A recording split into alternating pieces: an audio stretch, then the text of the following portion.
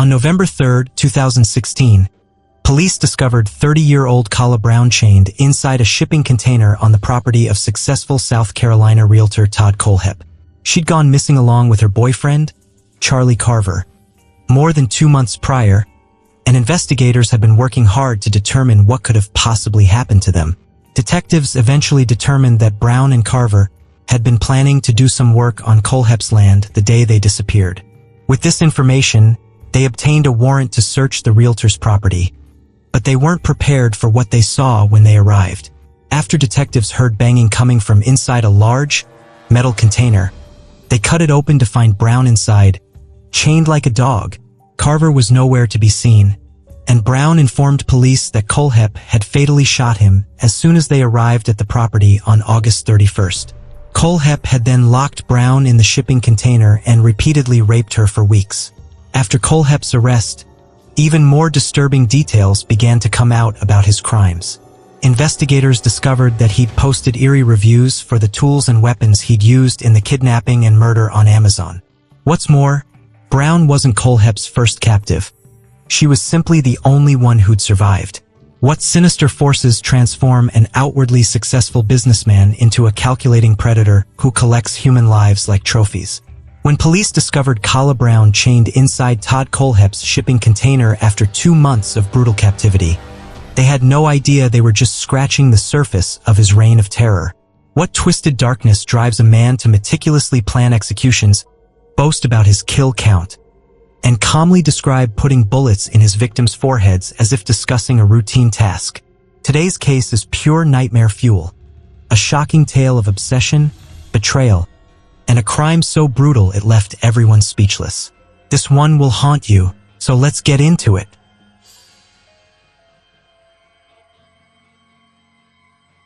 In the air on August 31st, 2016, a date that would forever be scorched into the memories of two families.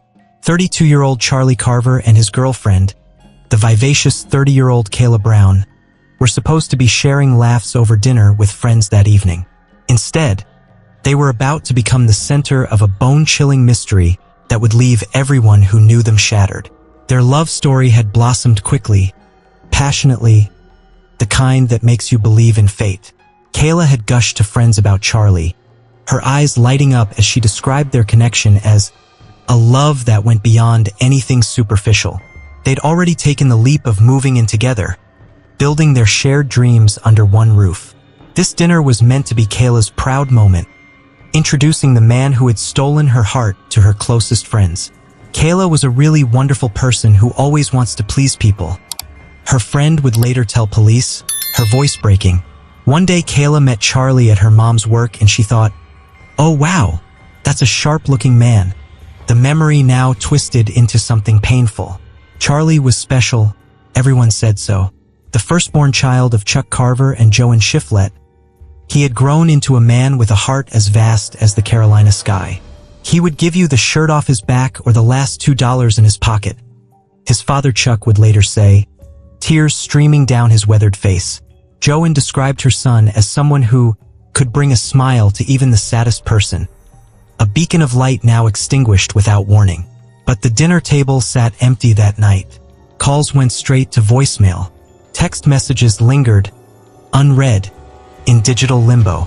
Both of their phones had gone dark simultaneously, as if someone had snuffed out their digital existence with cruel precision. The alarm bells rang louder when Charlie's mother realized the daily calls with her son had stopped. By September 3rd, panic had fully set in. The apartment manager was called to check their unit. The knock on the door echoed through empty rooms. When she finally entered, the scene inside was frozen in time, a chilling tableau of interrupted lives. Clothes hung in closets. Prescription medications sat on countertops.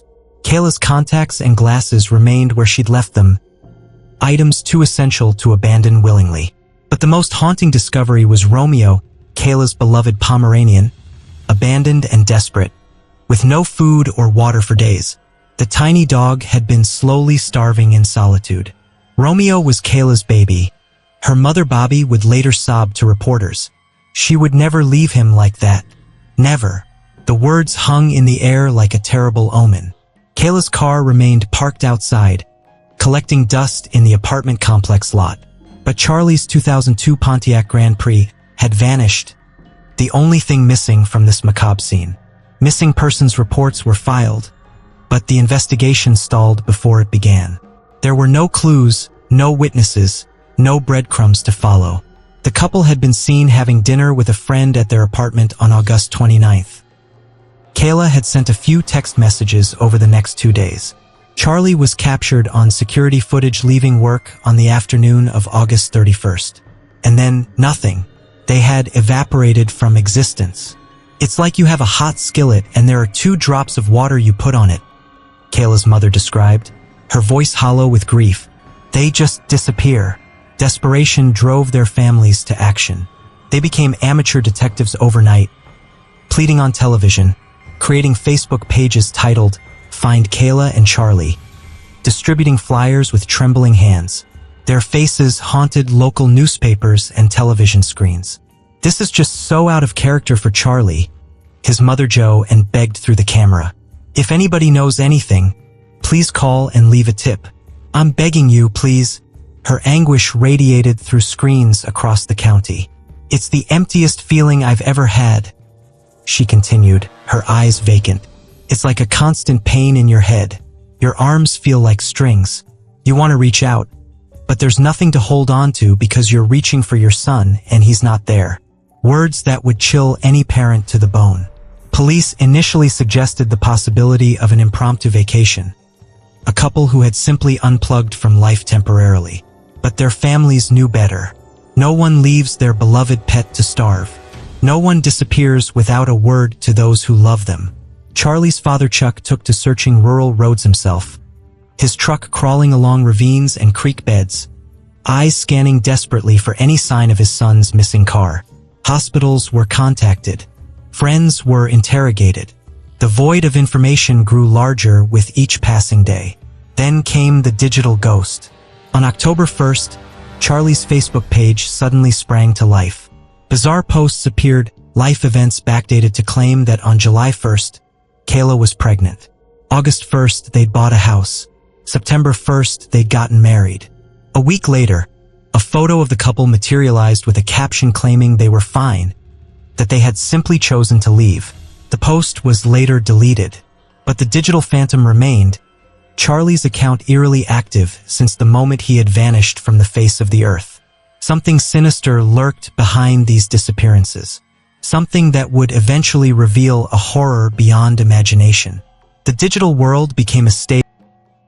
As October unfolded, Charlie's timeline became infested with over 50 disturbing posts, violent memes, eerie photographs, and rambling statuses written in a voice that was unmistakably not the real Charlie Carver. The grammar was wrong. The tone was foreign. The content, deeply unsettling. "I wonder if I said hello, how many people would say it back?" One post taunted, like a predator playing with its prey. "Let's try it. Hello." Another mocked, "What color ribbon supports the cure for people who can't keep their nose out of other people's business?" The most bone-chilling post featured lyrics from Hotel California. "Last thing I remember, I was running for the door. I had to find the passage back to the place I was before." "Relax," said the night man. "We are programmed to receive. You can check out anytime you like, but you can never leave." Messages grew increasingly sinister with each passing day. "It's never going to end. They are not coming back to their families," declared one post that left readers gasping. Another sent ice through the veins of those following the case. "Sometimes late at night, I dig a hole in the backyard to keep the nosy neighbors guessing." Friends and family recognized the imposter instantly. One brave soul commented directly, "Is that what you did to Kayla and the real Charlie?" Another challenged the phantom user, "Are you hinting at what you did with them? You know it's sad that someone like you is using his Facebook page when his family and friends are worried about both him and Kayla." This digital ghost didn't just post, it engaged, carrying on twisted conversations with those desperately searching for answers. When Kayla's friend Tanya demanded to know, "Where the hell is Kayla Brown?" the account coldly replied, "Kayla is with her husband Charlie. Why can't she have any contact with us? And who is this?" Tanya pressed, fingers trembling as she typed. "She doesn't want to," came the cruel, emotionless response. "I don't believe that. I know Kayla. She's not just gonna run away from everyone. You or her should at least let someone know she's alive," Tanya pleaded, desperation evident in every word. The final response froze the blood of everyone who read it. "The people that need to know that we are okay know that." As family members dissected these messages with growing horror, they spotted something revealing distinctive grammatical errors that matched those commonly made by Charlie's estranged wife, Nicole. She consistently spelled does as dose and wrote R instead of R. The exact same mistakes now appearing in Charlie's posts. One comment even referred to Charlie as "my hubby," and the account had mysteriously liked posts on Nicole's page weeks after Charlie had vanished into thin air. The pattern seemed especially suspicious because the activity occurred only on Charlie's account. Kayla, who had been extremely active on social media before disappearing, remained completely silent online, her virtual presence as vanished as her physical one. Charlie and Nicole's marriage had lasted barely 2 to 3 years before crumbling, and they were navigating a bitter divorce when he disappeared. Their relationship had clearly ended on hostile terms, but what happened next sent the investigation spiraling in a shocking new direction. When police interviewed Nicole on September 11th, she claimed to have heard from both Charlie and Kayla that very day. According to her fabricated tale, they had planned to escape to Florida but got into a heated argument and were heading to a hospital instead. A week later, on September 19th, detectives questioned her again. This time, she insisted she'd heard from the missing couple within the past 24 hours. Growing increasingly suspicious, investigators obtained a search warrant for Nicole's phone on September 20th, followed by access to her Facebook records on September 23rd. When the damning records arrived on September 30th, Nicole's web of lies began to unravel, and on October 11th, she was arrested. The charge? Impersonating a police officer. 3 days earlier, on October 8th, she had called AT&T in a desperate attempt to geolocate Charlie's phone, pretending to be law enforcement. When she couldn't provide the correct badge number during the call, AT&T contacted actual police, who swiftly traced the call back to Nicole. Her deception collapsed like a house of cards. Phone records revealed the devastating truth. She had never actually spoken to Charlie or Kayla since their disappearance.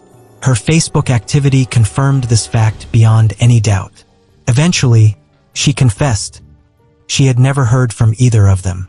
She had fabricated the entire story, leading investigators on a wild goose chase that wasted precious time and resources. What twisted motivation could drive? By October 14th, police had obtained all of Charlie and Kayla's Facebook and phone records.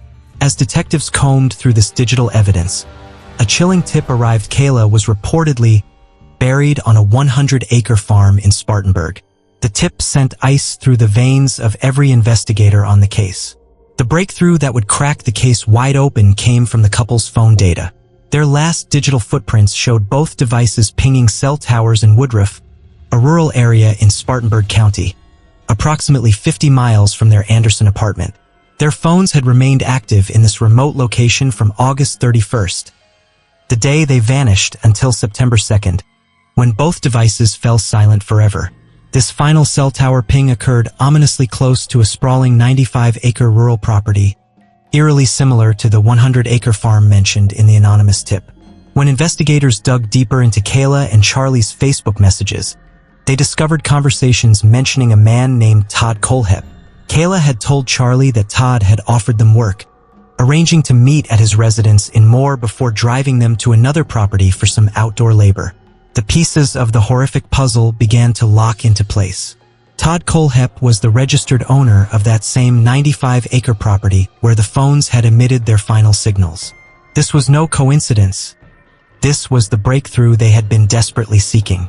Police coordinated with the Spartanburg County Sheriff's Department, sharing their findings. A helicopter was dispatched to fly over the massive property, but dense forest obscured most of the land. All they could make out were a few scattered buildings powered by solar panels. No electricity connected this isolated compound to the outside world. An electronic gate and heavy chain fence surrounded the perimeter, plastered with menacing signs: private property, No trespassing. Violators will be prosecuted to the full extent of the law. On November 3, 2016, more than 2 months after Charlie and Kayla had vanished, police obtained a search warrant. 2 teams of investigators deployed simultaneously, one to Todd Kohlhepp's residence and another to the forbidding 95-acre property just 8 miles away.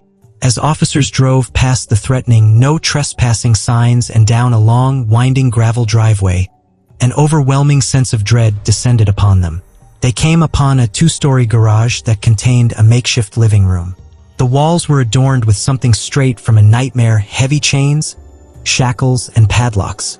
In the bathroom trash, they discovered reddish-brown hair matching Kayla's color.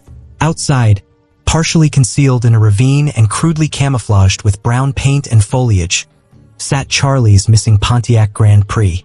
There was no longer any doubt. The missing couple had been brought to this isolated hell. As officers continued their search across the vast property, they encountered a massive green shipping container, what's known as a Konex box, sealed shut with 5 heavy-duty padlocks. They began attacking the locks with a sledgehammer, the metallic clanging echoing through the silent woods.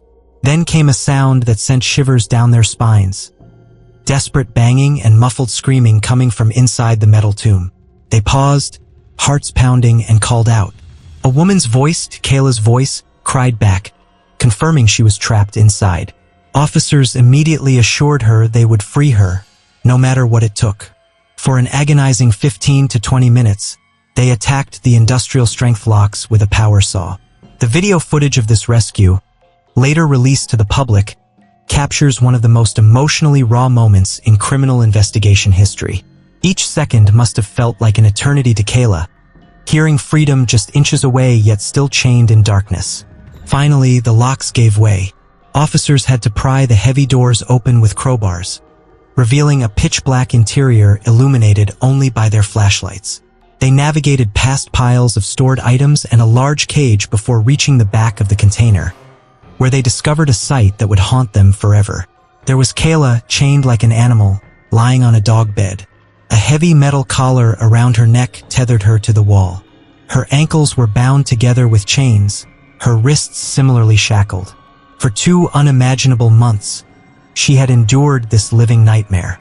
Yet somehow, through strength that defies comprehension, Kayla remained calm and coherent during her rescue. Despite the unspeakable trauma she had endured, she was able to clearly recount to officers everything that had happened to her and Charlie. Her remarkable presence of mind would prove crucial to bringing their captor to justice. As she was carefully freed from her chains, Kayla's first words revealed the true depth. "He shot him," Kayla gasped to her rescuers, her voice hoarse from captivity yet vibrating with urgency. Todd Kohlhepp shot Charlie Carver 3 times in the chest, wrapped him in a blue tarp, put him in the bucket of the tractor, locked me down here, and I never seen him again. The officers reeled at her words as she continued, her eyes hollow with trauma. "He says he's dead and buried. He says there are several bodies dead and buried out here." Then came a chilling warning. "He says the dogs will be ruined if they go looking. There's red pepper. He put red pepper everywhere around the car. The car is supposed to ruin the dogs." Even in her moment of rescue, Kayla was thinking clearly enough to warn investigators about the killer's attempts to throw off cadaver dogs. As paramedics rushed her to the hospital, Kayla began revealing the full horror of her 2-month ordeal. "The first 2 weeks I was there, in that building, my ankles were cuffed, my hands were cuffed behind my back, and I had a chain around my neck. I couldn't even move." The monstrous routine Kohlhepp had established turned Kayla's existence into a living nightmare. He would get there between 1 and 3 o'clock every day, take me up to the main building, beat me, make me do whatever he wanted sexually, and then he'd put me back in the building. Twice daily, between 1 o'clock and 3 p.m., then again between 5 o'clock and 7 p.m., he would release her from the shipping container only to transfer her to the 2-story garage where the real torture would begin. "He didn't force himself on me," Kayla explained, her words revealing the twisted psychology of her captor. "He said he didn't believe in rape, but the threat was always there, hanging over her like the blade of a guillotine. He made it very well known while I was there that if I wasn't useful, I wouldn't need to be any longer. And then he would shoot me. To drive this point home with sadistic clarity, Kohlhepp had taken her to Charlie's shallow grave. Beside it lay a second, empty grave, prepared specially for her if she ever refused his demands. The message couldn't have been clearer. During their horrific time together, Kohlhepp had boasted about his murderous achievements. He bragged about being a serial killer, Kayla reported, her voice steady despite the horror of her words. He told me his dream was to have a body count in the high 3 digits. With disturbing pride, he claimed his current body count was already in the high 2 digits. According to her account, Kohlhepp had confessed to having 4 other victims buried on the property. Even more chilling, he had already selected his next target, a woman named Holly, with whom he'd been having an on-and-off affair for the past decade. With cruel irony, Holly was the very person who had purchased the shipping container that became Kayla's prison, believing it was for innocent storage purposes. When investigators later interviewed Holly, she was speechless with shock. The man who had made her feel important and gave her a lot of attention had been planning to make her his next victim. The realization shattered her world. Kohlhepp had also confessed to Kayla about his involvement in a quadruple homicide at a bike shop in Anderson years earlier, an unsolved cold case that had baffled authorities. No one had ever connected him to those murders. The depravity of his plans for Kayla's future revealed a mind of unfathomable darkness. One day Stockholm Syndrome was going to kick in, he had told her confidently, and you will be happy with me. He described building them a house on the property with a soundproof room for her. Eventually, if she was a good girl, he would teach her how to kill, so she could become his partner. He spun fantastical lies about having killed people for the government as a paramilitary contractor. The path that led Kayla into this nightmare began innocently enough. She told investigators she had first met Kohlhepp through a mutual friend in 2011, connecting on Facebook. They maintained occasional contact, and she had completed a few cleaning jobs for him. He had established himself as a successful real estate agent in the area, maintaining a facade of normalcy that concealed his monstrous nature. When Kayla and Charlie moved in together and began building their life, she reached out to Kohlhepp seeking extra work. He offered them both a job-clearing brush on his rural Woodruff property. On August 31st, the fateful day they disappeared, Kohlhepp gave them a tour of the areas he wanted cleaned. Then, under the pretext of gathering supplies, he went into the garage, emerged with a gun, and without hesitation, shot Charlie 3 times in the chest. Investigators did indeed locate Charlie's body on the property, buried in a shallow grave, covered with brown paint and foliage in a crude attempt to conceal his remains. When confronted by officers at his home, Todd Kohlhepp's composed facade crumbled instantly. "My sergeant served a search warrant on your property," the detective informed him calmly. "We have Kayla. She was locked in a container. She has told us that you shot and killed Charlie." The color drained from Kohlhepp's face as the detective continued. "At this time, I'm going to need you to stand up and put your hands behind your back." The predator who had terrorized his victims with such calculated cruelty now stood frozen like a deer in headlights, utterly stunned that his carefully constructed world of violence had finally collapsed. Born on March 7, 1971, in Fort Lauderdale, Florida, Todd Kohlhepp entered a world of dysfunction from his first breath. His father, William, wasn't even present for his birth. He was out on a date with another woman while Todd's mother, Regina, was in labor. This inauspicious beginning foreshadowed the chaos to come. By the time Todd was 2 years old, his parents had divorced. William vanished from his son's life, leaving Regina to raise Todd alone until she met and married K.L. Kohlhepp. Todd despised his stepfather with venomous intensity. Despite K.L. bringing 2 children from a previous relationship into their new blended family of 5, Todd never felt he belonged. He pined desperately for his absent biological father, idealizing a man he barely remembered. From his earliest years, Todd displayed alarming behavioral problems that went far beyond typical childhood misbehavior. He made no friends at school and didn't want any. Social interaction held no appeal unless it involved inflicting pain or humiliation on others. He routinely destroyed classmates' school projects and lashed out with shocking violence. One particularly disturbing incident occurred on a school bus when he stabbed a female classmate in the leg with scissors after she supposedly said something that angered him. His neighborhood lived in fear of his unpredictable rage.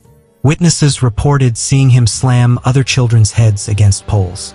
In one horrifying episode, he locked a child inside a dog cage and rolled it down a hill, laughing maniacally while his victims screamed in terror, begging to be released. Animals became targets for his cruelty as well, a classic warning sign of developing psychopathy. When his parents refused his request for a gerbil because he already had a goldfish, Todd's response was chilling. "I'll kill the goldfish then." He proceeded to pour Clorox bleach into the fish tank, watching with fascination as the creature died. On another occasion, he shot a dog with a BB gun, showing no remorse. By the time Todd reached 9 years of age, his behavior had become so unmanageable that his parents placed him in a behavioral institute for 3 months. Experts attempted to understand the source of his constant rage and violent tendencies. Several factors emerged.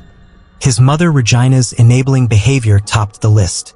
No matter how heinous Todd's actions, even stabbing a schoolmate with scissors, she would manufacture excuse after excuse, refusing to hold him accountable. When his behavior became truly intolerable, Regina would send him to stay with his grandfather, a man who, according to Todd, employed brutal disciplinary methods. Todd claimed his grandfather would drag him outside by his hair, tie him to a tree, and beat him with a belt or horse whip. He alleged that his grandfather would shock him with an electric cattle prod and once castrated a pig in front of him, threatening that Todd would meet the same fate if he misbehaved.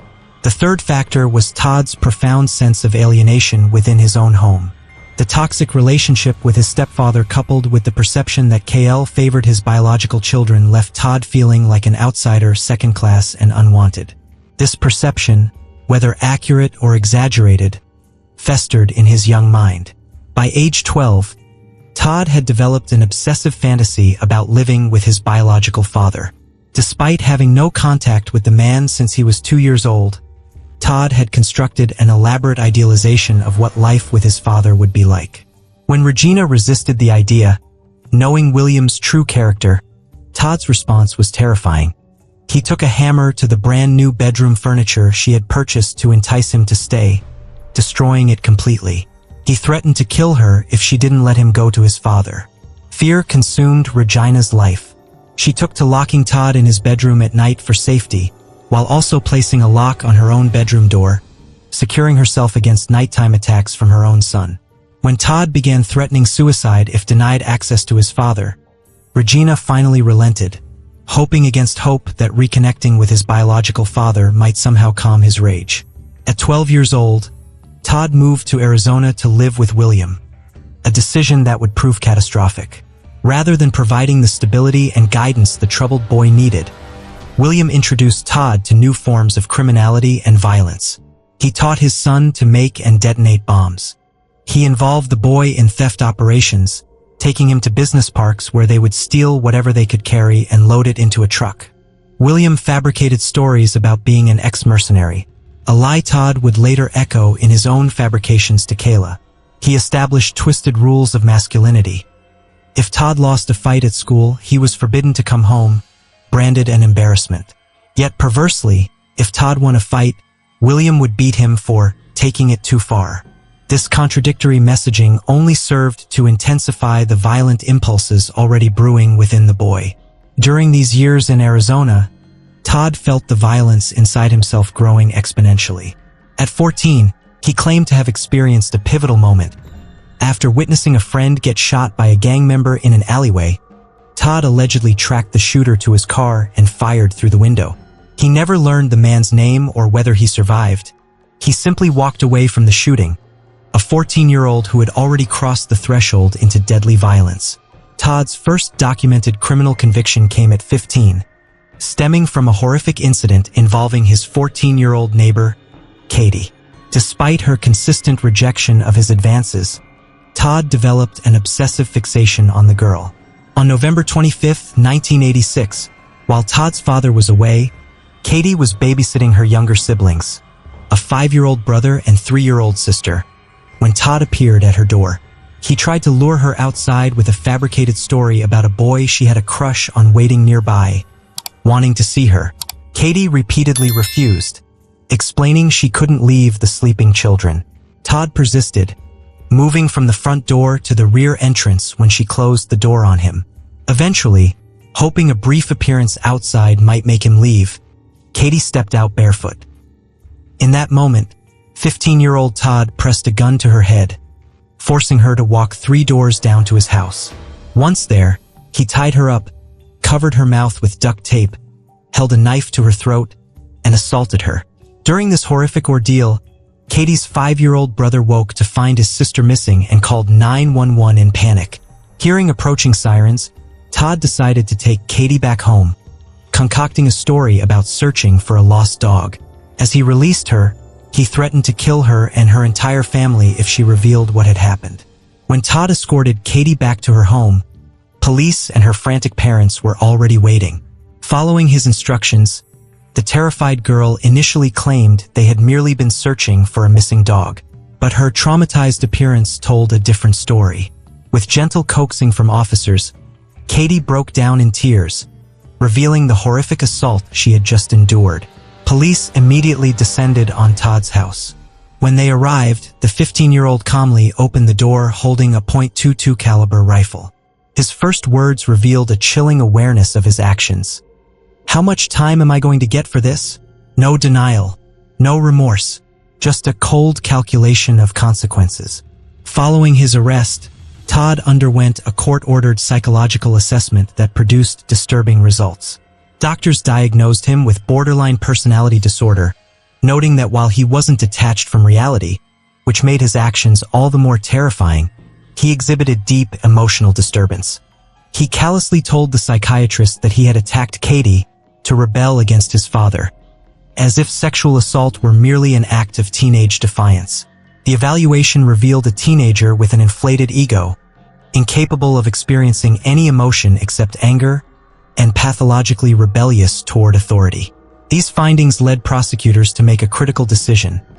Despite being only 15, Todd Kohlhepp would be tried as an adult. The system recognized the danger he posed to society. Eventually, Todd agreed to plead guilty to kidnapping in exchange for dropping the sexual assault charge. At his sentencing hearing, his mother Regina submitted a letter to the court that defied belief. "They don't stop to think that he even walked the girl home," she wrote, as if returning his victim to her doorstep after rape somehow mitigated his crime. Does that sound like a dangerous criminal? Even more disturbing, Regina suggested the assault had strengthened their relationship because he had been writing to her frequently from jail. "You know, it's strange," she wrote. "Maybe a little good does come from some bad." Her pathological enabling of her son's monstrous behavior continued unabated. The court sentenced Todd to 15 years in prison. After initial disciplinary issues, he adapted quickly, becoming what staff described as a model prisoner. This transformation wasn't evidence of rehabilitation, but rather a calculated strategy. Todd had learned that presenting a compliant, friendly facade was more likely to get him what he wanted, a pattern of manipulation he would perfect throughout his life. Despite his good behavior, Todd received no early release. He served his full 15-year sentence, emerging from prison in November 2001 at age 30 as a registered sex offender. He returned to South Carolina, settling in Spartanburg, and immediately set about rebuilding his life with calculated precision. During his incarceration, Todd had earned a bachelor's degree in computer science, which helped him secure employment as a graphic designer in 2002. But his ambitions extended far beyond entry-level work. In 2006, he applied for a real estate license in South Carolina, a process that, shockingly, didn't require a criminal background check. Applicants merely needed to disclose and explain any criminal convictions on their own, creating a gaping loophole for someone like Todd. He crafted an elaborate fiction to explain away his 15-year prison sentence. According to his fabricated story, he had been involved in a petty argument with a girlfriend as a teenager. During this supposed argument, his dog ran away, and they went searching for it. When her parents returned home to find their daughter missing, they called police, Todd claimed he was arrested simply because he had a gun on him when returning the girl to her parents. He further explained that Arizona had been cracking down on minors with firearms at the time, which allegedly accounted for his unusually long sentence. The story made little sense, the conviction and the narrative didn't align, but it was enough to satisfy regulatory requirements. His application was approved, and within just a few years, Todd Kohlhepp had transformed himself into one of the region's most successful real estate agents. A 2008 article even celebrated him as the best-selling rookie in both Carolina regions. In 2009, he launched his own firm, Todd Kohlhepp & Associates, which rapidly expanded to include over a dozen agents. The business thrived, with glowing online reviews praising his professionalism and work ethic. Yet disturbing red flags were evident in plain sight. The company's website contained bizarre, threatening humor that hinted at his true nature. In the section describing the marketing team, it ominously stated, "We threatened not to feed them if it didn't work. It's amazing the motivation you can get after day 3. Despite these warning signs, Todd cultivated an image as a respected businessman. Todd did his job well, and we never had any issues or saw any flags in the years that we worked with him," one colleague later claimed. This blindness to his true nature raised questions. Were his coworkers naive, or were they deliberately ignoring troubling behaviors? Reports later emerged that Todd openly discussed his status as a registered sex offender around the office. He would even boast about how he had lied on his application to obtain his real estate license. He frequently flaunted his wealth and proclaimed himself an expert with firearms. Most brazenly, he would watch pornography on his laptop in the office, continuing to view explicit material even when colleagues entered his workspace.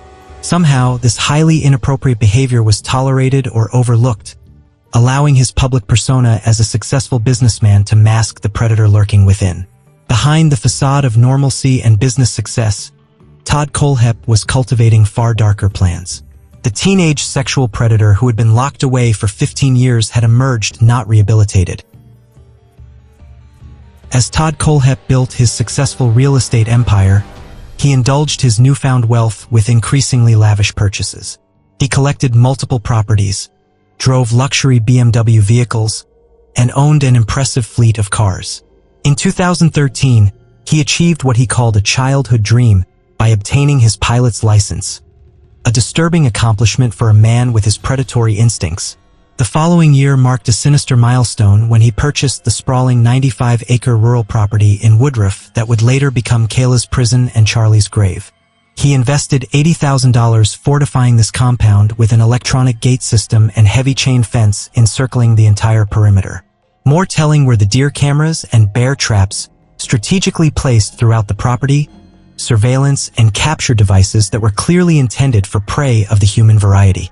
By 2016, as he held Kayla captive in a shipping container on his property, Kohlhepp's online presence became increasingly unhinged.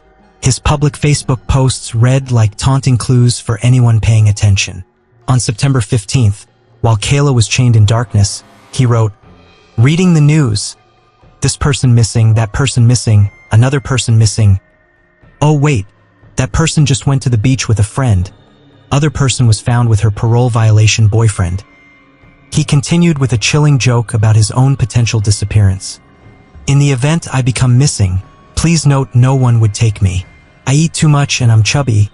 They would just bring me back or give me $20 for a cab ride.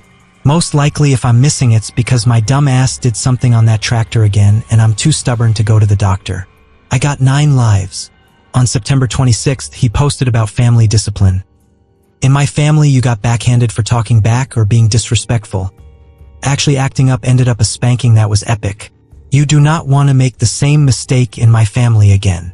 He later commented on his own post, "Very true. My family believed raising me was a group effort. That means when I messed up, mom beat my ass. Stepfather beat my ass when he got home. Next time I went to grandparents, I got my ass beat."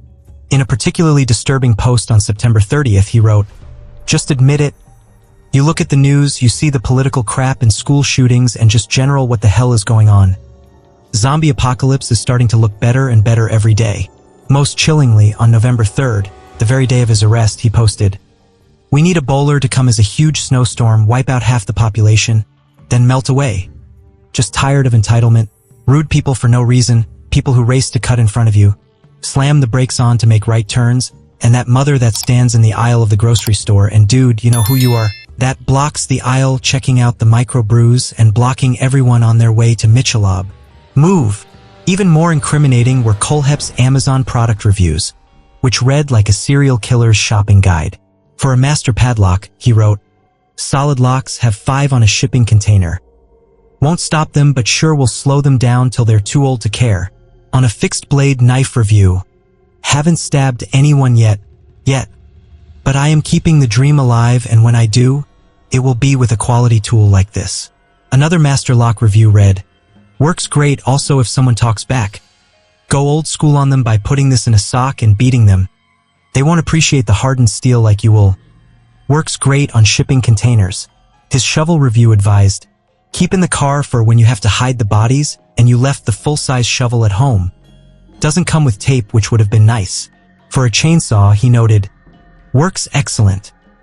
Getting the neighbor to stand still while you chase him with it is hard enough without having an easy-to-use chainsaw." And in yet another master lock review, he made a direct reference to the Eagles song that would later appear on Charlie's Facebook page. "Now my locks have locks. Place is Hotel California now." Following Kayla's dramatic rescue and his arrest, Kohlhepp was taken to the police station for questioning. When detectives informed him they had discovered Charlie's body buried on his property, the facade of denial crumbled completely. He made a full confession not just to the crimes against Kayla and Charlie, but to other murders as well. His only stipulations for providing this comprehensive confession were bizarrely mundane. He wanted to call his mother first, and he requested permission to transfer money to a friend's daughter to pay for her college tuition, as if these small acts of normalcy could somehow balance the atrocities he had committed. During his interrogation, officers questioned him about items found in the shipping container. "There's a collar in there," one detective noted. "That collar was hers," Kohlhepp replied calmly. "That collar? Yeah, she had me order it." "She asked you to order it?" the detective asked incredulously. "Yes, sir," Kohlhepp continued. "Okay, we'll get to that in a minute. She had me get her a vibrator, the TV, the DVD player, the MP3 player, the coloring books." "Coloring books? Adult coloring books," he clarified, as if this minor detail mattered. In a sickening attempt to minimize his crimes, Kohlhepp claimed that Kayla had written him letters during her captivity, allegedly begging for sexual contact. "I'm not saying she's not a victim," he said. "She's just not the victim she portrays. I mean, it turned into 50 Shades of Grey. This absurd comparison to a fictional romance novel." During his confession, he referred to the dog bed on which Kayla had been found as her submissive kitty bed. With disturbing calmness, he claimed it threw him off, that she requested the collar around her neck rather than having the chain around her neck, and that she went into this whole thing of submissiveness and asking him to tell her that she needed permission to talk to him, that she needed permission to look at him. No evidence existed of the letters he claimed she wrote him. Even if such letters had existed, they would only have revealed Kayla's desperate attempts to survive. As she later explained, "I realized it was easier if he thought things were going his way, so I made him think whatever I had to." In a bizarre attempt to paint himself as considerate, Kohlhepp went on a tangent about how his storage container wasn't meant to be used for this. It wasn't meant to be used as a cage. He even boasted that until the week before Kayla's rescue, there hadn't been a roof on the container, which he had so kindly installed because she was cold, as if this minor comfort during her captivity somehow mitigated his monstrous actions. Early in his confession, Kohlhepp agreed to lead police to another site on his 95-acre property where he had buried 2 additional victims. The bodies were so badly decomposed that identification was possible only through dental records and tattoos. They were 25-year-old Megan McCraw Coxey and her husband, 29-year-old Johnny Coxey, a Spartanburg couple who had disappeared in December 2015, leaving behind a young son. Autopsies revealed Johnny had been killed immediately with a gunshot wound to the torso, while Megan had been kept alive for an additional 6 days until Christmas Day, when she was executed with a gunshot to the head. Megan had encountered Kohlhepp while working as a waitress at a Waffle House restaurant where he was a regular customer. His pattern was familiar, leaving extravagant tips to gain attention from female servers, then inviting them back to his property. He had creeped out so many waitresses that eventually, the male cook had to take his orders because none of the women wanted to approach his table. Megan's life had been complicated by a heroin addiction. After being charged with child neglect when her son tested positive for drugs, she found herself desperate for work to get her life back on track. In late December 2015, she asked her mother to post bond so she could take a job offer and start rebuilding her life for her son's sake. Her mother paid the bond, never realizing she was sending her daughter into the hands of a predator. The job Megan had been offered was cleaning Kohlhepp's properties. After her release from jail, she went to work and disappeared forever. According to Kohlhepp's confession, he met with Megan and Johnny and drove them to his Woodruff property. He led them to his buildings under the pretense of retrieving cleaning supplies. In his version of events, Johnny suddenly pulled a knife when he returned from the garage, forcing Kohlhepp to shoot him. When investigators asked what happened to Johnny's knife, Kohlhepp replied dismissively, "I don't know. I don't keep that kind of crap," a comment that immediately raised doubts about his account. "They saw a guy who had money and a car they can't afford," Kohlhepp explained coldly. "They didn't have a car, and they were going to get something. So then you shot him?" the detective asked. "Shot him twice in the chest," Kohlhepp confirmed without emotion. After witnessing her husband's murder, Megan naturally became hysterical. Kohlhepp claimed he didn't know what to do with her, so he chained her up in the same storage container while he figured out what to do. His description of his thought process was chilling. "I didn't know what to do with her, man. One side, I really wanted to drop her. The next side, I really kind of wanted to save her ass." In a bizarre twist that revealed his complete detachment from reality, Kohlhepp claimed he offered Megan $4,000 and a ride to Tennessee. He wasn't concerned she would report him to authorities because of her sketchy past with drugs and legal issues. He described her reaction to his offer with disturbing enthusiasm. "Oh, she got so excited. I'm sure she did," the detective replied skeptically. "It wasn't bad," Kohlhepp continued, oblivious to the horror of his actions. According to his account, after making this generous offer, the weather turned bad with sleet and rain.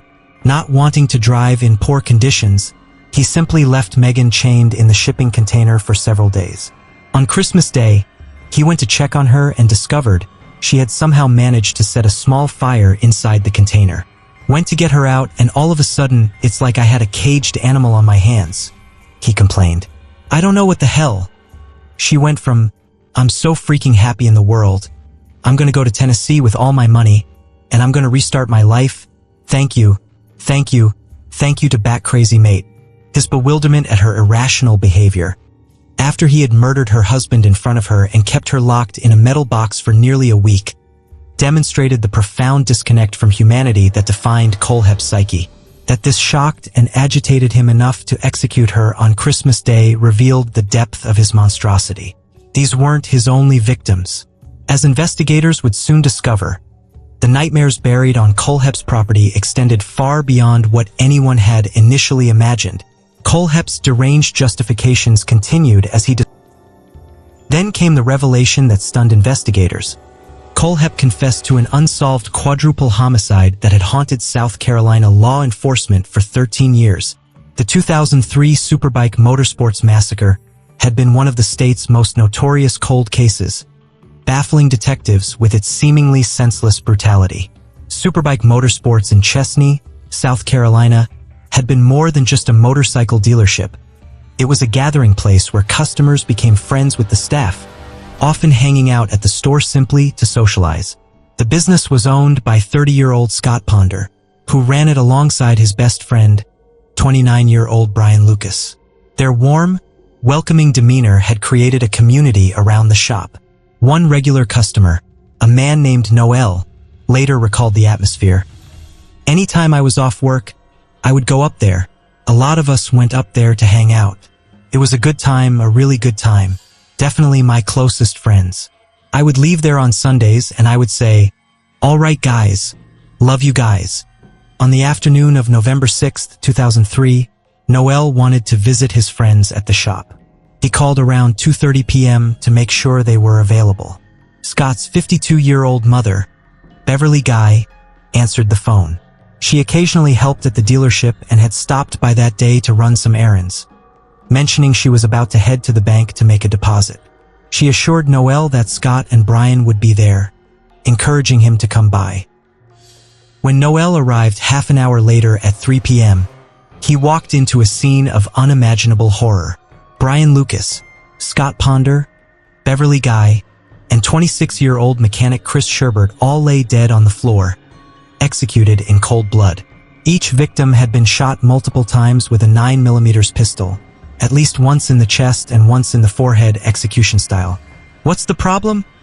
the 911 dispatcher asked when Noel called, his voice trembling with shock. "Apparently everybody's been shot up here," he managed to say. "Everybody's laying down in a pool of blood. His mama has been shot, the mechanic's been shot, and the owner." For 13 agonizing years, the case remained unsolved. Investigators pursued countless leads and theories, but the killer's identity remained elusive. One particularly haunting detail emerged. Scott's phone was found with his body, displaying the numbers 333 on the screen. Police believed he had been trying to call his wife, Melissa, as the attack unfolded. Melissa was 7 weeks pregnant with their first child at the time of Scott's murder. Just 2 days before the massacre, they had attended their first prenatal appointment together, hearing their baby's heartbeat for the first time. 7 months after losing her husband, Melissa gave birth to their son, naming him Scott Jr., though he was affectionately called Scotty. "That birth overshadowed any type of sadness that I felt through this," Melissa later said. "I got to hold a piece of him again. I had his flesh and blood with me." But about a year after the murders, an unexpected twist emerged in the investigation. Melissa arranged to meet with investigators, believing it was simply for an update on her husband's case. She brought her infant son, Scotty, unaware of their true purpose. The detectives had received a tip suggesting Scott had been sterile and incapable of fathering children. Without Melissa's knowledge, they took her baby's soiled diaper from the trash to test the DNA. The results were shocking. Little Scotty's DNA did not match Scott Ponder's. Instead, it matched Scott's best friend and business partner, Brian Lucas, who had also died in the shootings. Brian had been married with 2 children of his own, though his marriage had reportedly been troubled. On the very day of his murder, he had been looking at houses without his wife, suggesting possible plans for separation. This revelation added layers of complexity to an already baffling case. Had the murders been motivated by a secret affair? Was it a crime of passion? For years, investigators pursued these angles, never imagining that the killings were actually the work of a calculating customer whose bruised ego had triggered a massacre. The mistaken DNA results created a devastating ripple effect among the survivors. Scott's stepfather, Terry Guy, found himself drowning in unimaginable grief. Not only had he lost his wife Beverly and his stepson Scott in the brutal shooting, but now he faced the possibility that his daughter-in-law had been unfaithful, and his beloved grandson might not be biologically related to his family at all. The severe depression that had gripped him since the murders deepened with this crushing revelation. Melissa was blindsided by these accusations. She vehemently denied ever having an affair, insisting there had been no infidelity in her marriage to Scott. "Take more DNA tests," she pleaded with investigators. "I will bring my baby to you. You can swab his mouth in front of me. You can put it in the envelope in front of me and send it off in front of me." Her desperation to prove her innocence led her to suggest they exhume Scott's body to obtain a fresh DNA sample for comparison with baby Scotty's genetic profile. She even submitted to a polygraph test where she faced the most horrific questions imaginable. "Did you murder your husband?" And "Did you plan the murder of your husband?" Then came an even more bewildering twist. Further DNA testing revealed that Beverly Guy was not actually Scott's biological mother, and more impossibly, suggested she was the mother of Brian Lucas. This biological impossibility finally led investigators to the humiliating realization that they had mixed up Scott and Brian's DNA samples in the lab. For 18 excruciating months, Melissa had lived under a cloud of false suspicion, accused of cheating on her deceased husband with his equally deceased best friend, and even implicated in their murders. During this nightmare, Scott's grandmother passed away still believing that Melissa had betrayed her grandson and that little Scotty was not truly her biological great-grandson. Melissa endured vicious gossip and public condemnation, all because of a simple laboratory error. The mishandled DNA was just one example of the investigation's shortcomings. A customer who had been in the store mere minutes before the shootings told police about a sketchy patron who remained when he left, almost certainly the killer. This witness helped create a composite sketch of the suspicious customer. Recognizing that the murderer was likely a shop patron, investigators compiled a comprehensive list of Superbike Motorsports customers and sent letters requesting that anyone with information come forward. Todd Kohlhepp's name appeared on that list. He received the letter but never responded. Police attempted to call him twice, but he never answered or returned their calls. Inexplicably, investigators never followed up with a personal visit, later claiming there was no reason to visit everybody on the list. Not even Kohlhepp's 15-year prison sentence for a violent sexual assault raised a red flag warranting further scrutiny, Terry Guy later lamented. The sad part about it is, had they thoroughly checked every person on the list, it might have helped however many people this gentleman's killed in the last 13 years. When Kohlhepp finally confessed to the quadruple homicide 13 years later, his chilling description of the murders revealed a complete absence of remorse. He spoke of the killings as if describing a video game achievement. "My golf game was weak. My kill game is strong. I cleared in under 30 seconds, he boasted to detectives.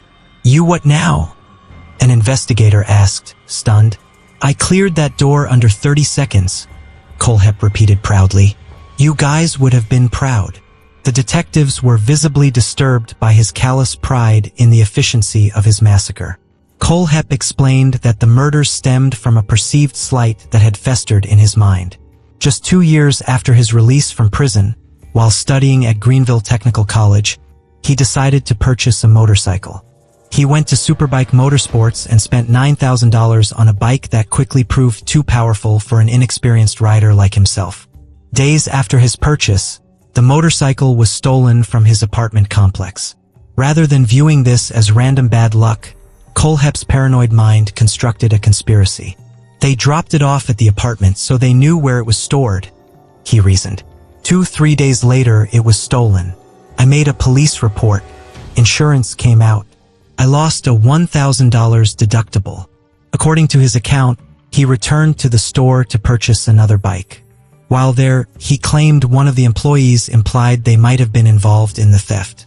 "I let it slide for the time being," he said. "Got mad about it. Kept going out there, sitting on bikes and listening to the owner and the manager basically talk trash." He nurtured this grievance, returning to the shop repeatedly, each visit feeding his growing rage over an interaction that investigators believe he likely fabricated entirely. Kohlhepp's perception of reality had become so warped that a routine business transaction transformed into a personal vendetta requiring the ultimate retribution. Eventually, his simmering anger reached a boiling point. He purchased a 9mm pistol, got in his car, and drove to the motorcycle shop one final time. Ready to execute everyone inside, on November 6, 2003, Kohlhepp executed his meticulously planned revenge. He entered Superbike Motorsports, pretending to be interested in purchasing another motorcycle. The unsuspecting staff, trying to provide good customer service, had a mechanic take a bike to the back area to prepare it for him. Kohlhepp patiently waited for all other customers to leave the shop, later explaining to investigators that collateral damage is not cool. Once alone with the staff, he walked into the back of the shop and shot 26-year-old mechanic Chris Sherbert as he prepared the motorcycle. He then calmly returned to the front of the store where he shot 52-year-old Beverly Guy. When 29-year-old Brian Lucas and 30-year-old Scott Ponder attempted to flee, he shot them as well, pausing only once for what he clinically described as a tactical reload of his weapon.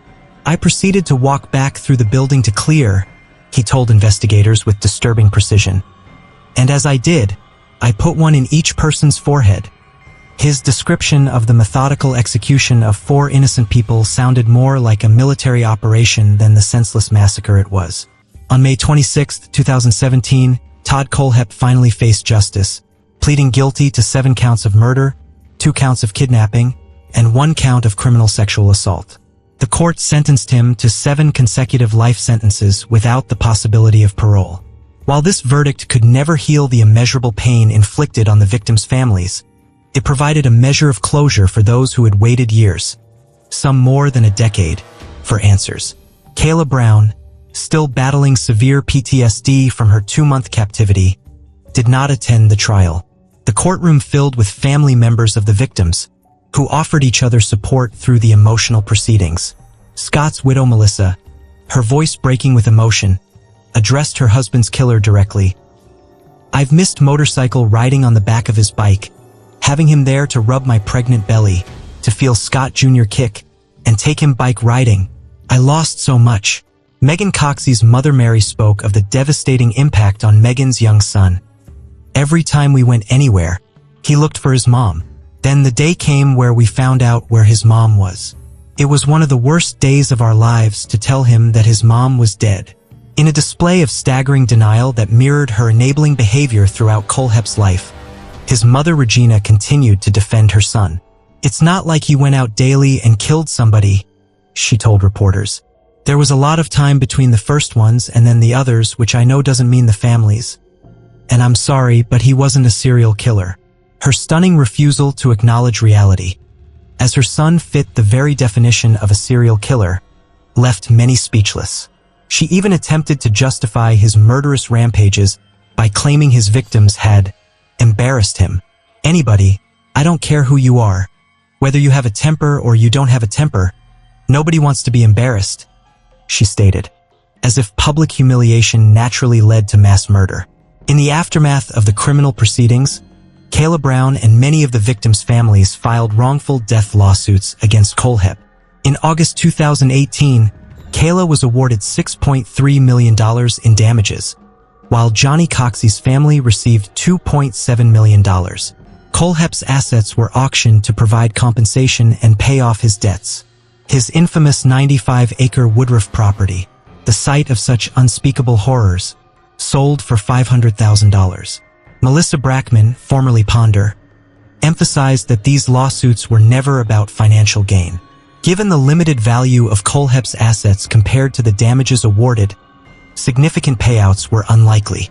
"If it was a $5 check that was sent our way, I honestly could not care less," she explained. "That's not ever been what this is about." For Melissa and others, the civil proceedings offered one final opportunity to face Todd and achieve some semblance of closure. Today, Todd Kohlhepp serves his multiple life sentences at Broad River Correctional Institution in South Carolina.